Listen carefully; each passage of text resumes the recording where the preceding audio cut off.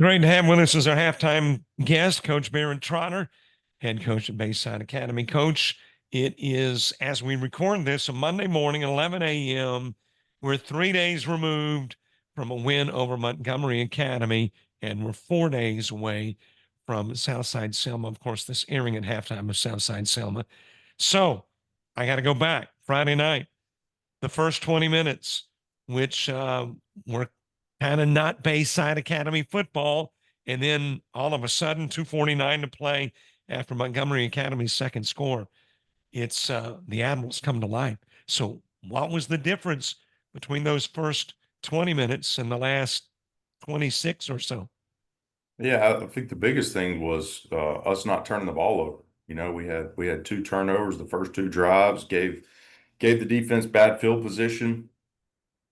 And they're a good football team. You don't make it to the third round and not be a good football team. So they were running the ball well and moving the ball well and giving us trouble early on, and part of that's our fault, just with turnovers. And once we got that fixed, defense figured out exactly what they were doing. We figured out how to stop it, and then we kind of picked up where we left off from the week before.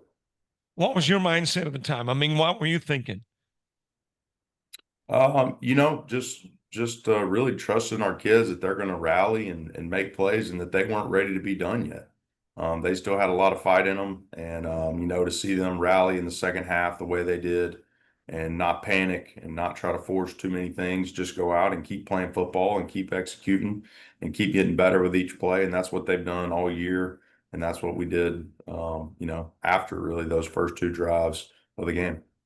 What about Brennan Umani? I mean, man, this guy was playing like a man possessed. He ran the football better Friday night than I've ever seen him run. And I know he had the ankle injury sometime back. I mean, did that play any role? Maybe the tentativeness to begin with, and now he's back to full form.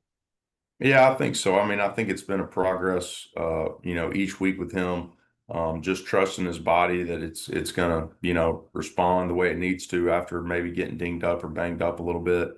We held him out that first week of the playoffs, and or excuse me, the last week before the first week of the playoffs, just to make sure he was fully healthy and ready to go. And I think decisions like that are paying off, and then he's just playing great football. He's tough to bring down. He's tough to tackle. I mean, he had, and not just running the ball, but also had 5 catches and a touchdown being one of those. That was a huge play for us. So he's a guy we love getting the ball in his hands, and we love making people just tackle him out in space. Does Barron Trotter make a list of the things he wants to achieve during the course of the season? And if you do at the first of the year, are a lot of those boxes now checked? Really the main thing that we've been talking about is we want to win a state championship. All the things, there's a lot of things you have to do to get to that point.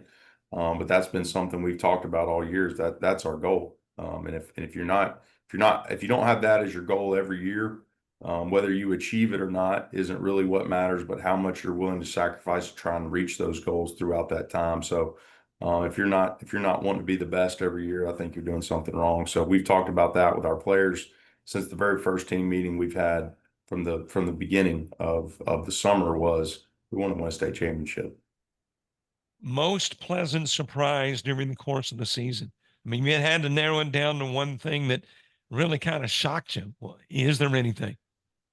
Most pleasant surprise. Our defense has played great. I think the most points outside of St. Michael they've given up all year was last night, if I remember correctly, some of the things we talked about sitting around in the staff meeting.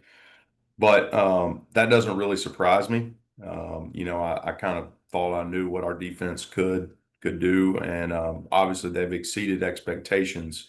But it doesn't necessarily surprise me. I think the thing that really surprised me the most is just the offensive explosive plays we've had all season long that have resulted in touchdowns. I think Davis has 40 something touchdown passes for the year, and then just think about all the long runs we've had, just explosive plays offensively. When you can get explosive plays as an offense, you're more than likely going to win the game when you can do that with any type of consistency at all.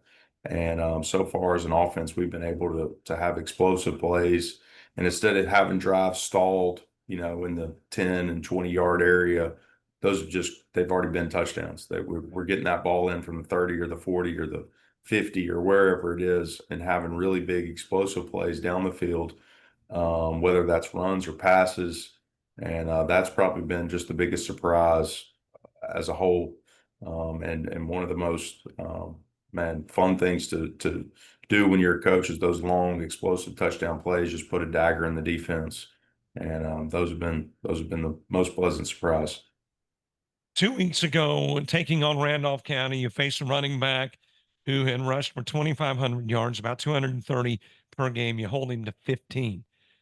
This Friday night, you're taking on a quarterback that's thrown for about 5,000 yards.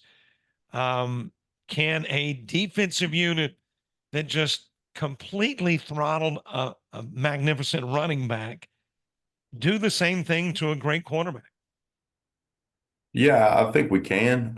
Very similar to a Tuscaloosa Academy, a team that's going to throw the ball a whole lot, and you got to have a plan in place. Obviously, I think this team is different than the Tuscaloosa Academy, schematically and personnel wise. They have a lot more explosive athletes to get the ball to.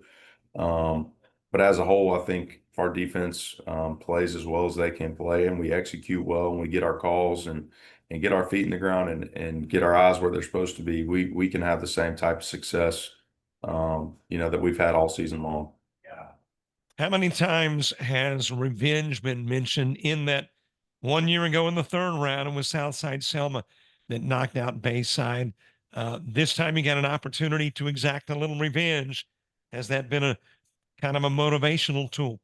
Absolutely. I'm glad that we've got this team again, and I'm glad we've got them at home, obviously. So it's a little bit role reversal, but they're a tough group. They're going to make us work for it, and I know our kids are going to come out ready to play. It is interesting to me that there's still the possibility too that Bayside takes on Piedmont in a state championship game, and that's the very team that Bayside played 10 years ago in a state championship game. So I don't know if there's some football ironies there or not. Yeah, I'm not too familiar, with all the different teams up north, but I can promise you this: when we get there, we'll be ready to go. Playing at home, you mentioned that. How big of a advantage is it for Bayside to be playing in their home turf? Yeah, I think it's a huge advantage. It's comfort. It's less travel. It's less sitting on a bus, and you've already got a week with a whole lot of changes with the Thanksgiving schedule. So for us to have one less thing to have to handle during the week is, I think, a plus for us. What about the injury status of Bayside? Yeah, I mean, so far we're a little banged up, but as a whole, everybody's playing, everybody's healthy, and going to be ready to go. Jack Wilkinson, a little banged up, came out of the ball game, but did get back in. Also, the knee issue for Cade Lyons. All of those will not keep him out of the game. No, they'll be ready to go. Coach, sensational season. Love to watch Bayside. I mean, from a fan perspective, not only does it is it enjoyable watching winning games, but it's just enjoyable watching your team. Great team and a great season. Congratulations and good luck Friday. We want to see you in the state championship. Well, I appreciate it. Thank you, man.